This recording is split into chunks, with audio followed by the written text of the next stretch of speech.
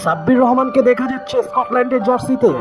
হ্যাঁ, এমনই ছবি এখন ঘুরপাক খাচ্ছে সোশ্যাল মিডিয়ার বিভিন্ন প্ল্যাটফর্মে, বিশেষ করে ফেসবুকের বিভিন্ন গ্রুপে দেখা যাচ্ছে এই ছবিগুলো, যেখানে দেখা যাচ্ছে সাব্বির রহমান স্কটল্যান্ডের জার্সি গায়ে। এটা কি আদৌ সত্য না মিথ্যা সেটা জানতে হলে অবশ্যই আমাদের পুরো ভিডিওটা দেখবেন। সাব্বির রহমান একসময় বাংলাদেশের ফিনিশার যাকে বলা হতো, আজ সে প্রায় বাংলাদেশ দলের তো দূরে থাক, ঢাকা প্রিমিয়ার লিগের মতো দলেও চান্স পায় না। ফলে সাব্বির রহমানকে এখন প্রায় দেখা যাচ্ছে টেপ টেনিস খেলে বেড়াতে।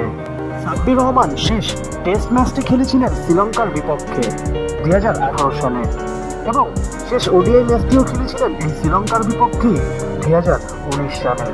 আর যে ফরম্যাটে সাব্বির রহমানকে বিশেষ ক্রিকেটার হিসেবে বিবেচনা করা হতো, সেই টি-20 ক্রিকেট সাব্বির রহমান বাংলাদেশের জার্সি গায়ে শেষবার খেলেছিলেন নিউজিল্যান্ডের ট্রাই-নেশন সিরিজে পাকিস্তানের বিপক্ষে 2022 সালে।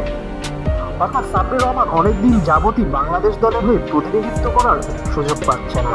আর এই ক্ষোভ আর রাগ নিয়ে কি সাব্বির রহমান স্কটল্যান্ডের হয়ে খেলবে? কি মনে হয় আপনাদের কাছে? আসলে সোশ্যাল মিডিয়ায়, বিশেষ করে ফেসবুকের বিভিন্ন গ্রুপে বলা হচ্ছে সাব্বির রহমান নাকি স্কটল্যান্ডের হয়ে খেলবে। সে আরও জানিয়েছেন সে এখন কাউন্টি ক্রিকেট এবং আমেরিকার বিভিন্ন লিগ খেলে বেড়াচ্ছে। আপনাদের কাছে কি মনে হয়, সাব্বিরের কি অন্য কোনো দেশের হয়ে খেলা উচিত হবে? কমেন্টস করে জানিয়ে দিবেন। আর এই ধরনের খেলাধুলার নিত্য নতুন আপডেট খবর পেতে আমাদের চ্যানেলটি সাবস্ক্রাইব করে আমাদের পাশেই থাকবেন।